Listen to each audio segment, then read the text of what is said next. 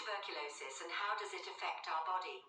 Tuberculosis, often shortened to TB, is a potentially serious infectious disease primarily affecting the lungs. However, it can also impact other parts of the body. The culprit behind this disease is a bacterium known as Mycobacterium tuberculosis. This tiny organism spreads through the air, hitching a ride on droplets produced when a person with TB of the lungs or throat coughs, sneezes, or talks. Now, there are two types of TB that we need to understand: latent and active. In latent TB, the bacteria are present, but they are in stealth mode.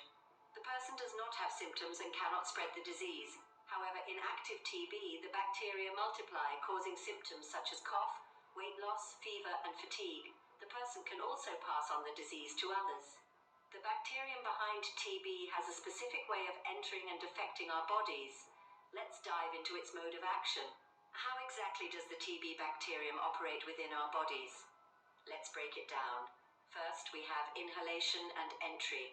TB is primarily airborne, which means when someone with active TB disease coughs or sneezes, they release droplets teeming with the bacteria. If another person inhales these droplets, the bacteria can enter their lungs and start multiplying. Once inside the lungs, the bacteria reach the alveoli or air sacs. Here, immune cells called macrophages, which usually destroy pathogens, engulf the bacteria. But the TB bacterium has a trick up its sleeve. It can survive and multiply inside these macrophages, essentially turning our body's defense mechanism into a breeding ground. This leads to the formation of granulomas, which are like tiny fortresses of immune cells and fibrous tissue. These granulomas help contain the infection, but can also serve as a hiding place for the bacteria, allowing them to persist for a long time. In some cases, our immune system manages to contain the infection, leading to a state of latent TB. The bacteria are present but not actively replicating or causing symptoms. However, if our immune system weakens, these dormant bacteria can spring back into action, causing active TB disease. Active TB disease is when the bacteria multiply and spread, causing symptoms like cough, fever, weight loss, and fatigue. This is when TB becomes contagious and can spread to others. Understanding how TB works is crucial in diagnosing and treating it, so let's look at how it's diagnosed. Opening. How do doctors detect the presence of TB in a patient's body? Well, the diagnosis of tuberculosis typically involves a variety of methods. One common method is the tuberculin skin test, also known as the Mantoux test. This involves injecting a small amount of purified protein derivative tuberculin into the skin of the forearm. Then, a healthcare provider checks the injection site 2 to 3 days later for a reaction, which indicates exposure to TB. But keep in mind, this test can't differentiate between latent and active TB. Another tool in the medical toolbox is Interferon-gamma release assays, or IGRAs. These blood tests detect the release of Interferon-gamma by white blood cells in response to Mycobacterium tuberculosis antigens. IGRAs are useful in diagnosing latent TB infection, and they're not affected by prior BCG vaccination. A chest X-ray can also reveal abnormalities in the lungs that may suggest TB.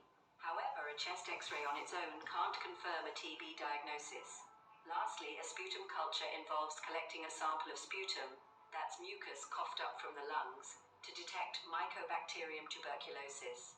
This can be an effective method for diagnosing active TB. Closing. Once TB is diagnosed, it's time to move on to the treatment phase. So we've detected TB, now how do we treat it? The good news is that tuberculosis is curable, and the mainstay of TB treatment is antibiotics. The challenge, however, lies in the complexity and duration of the treatment regimen. The standard treatment for TB involves a combination of 4 first-line drugs: isoniazid, rifampin, ethambutol, and pyrazinamide. This cocktail of drugs is typically prescribed for a period of 6 to 9 months. Now you may wonder why so many drugs for such a long time. TB bacteria have the nasty habit of developing resistance to antibiotics. By using a combination of drugs, we're able to attack the bacteria from different angles, making it harder for them to develop resistance. And as for the duration, it's because TB bacteria grows slowly, and it takes a while to ensure that all bacteria are killed. One critical point here is the importance of completing the full course of treatment. If a patient prematurely stops taking their medication, not all TB bacteria may be killed, leading to the emergence of drug-resistant TB. This form of TB is much harder to treat and requires more potent and longer-lasting treatments. Now you know what tuberculosis is, how it works, how it's diagnosed, and how it's treated. Let's continue to spread awareness and work towards a TB-free world.